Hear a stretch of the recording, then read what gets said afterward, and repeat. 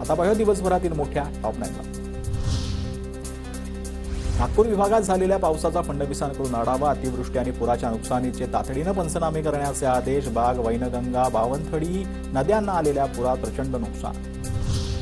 मणिपूर पुन्हा हिंसेच्या दिशेने। अनेक जिल्ह्यांमध्ये संचारबंदी। 5 दिवसांसाठी इंटरनेट सेवा बंद ठेवण्याचा मणिपूर सरकारचा निर्णय।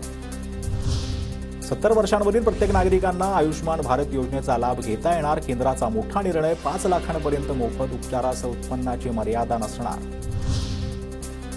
आमदार राजेंद्र राऊत उद्यापासून बेमुदत ठिय्या आंदोलन करणार। मराठा आरक्षणाबाबत विशेष अधिवेशन बोलवण्याची मागणी। उद्यापासून सकाळी 10 वाजल्यापासून 6 वाजेपर्यंत बार्शीत मांडणार ठिय्या। सोयाबीनला दरवाढीसह भक्ती महामार्गाला स्थगिती देण्याचा अजित पवारांचा शब्द। मात्र शेतकऱ्यांच्या कर्जमुक्तीबाबत सरकार नकारात्मक। अजित पवारांसोबतच्या बैठकीनंतर तुपकरांची प्रतिक्रिया।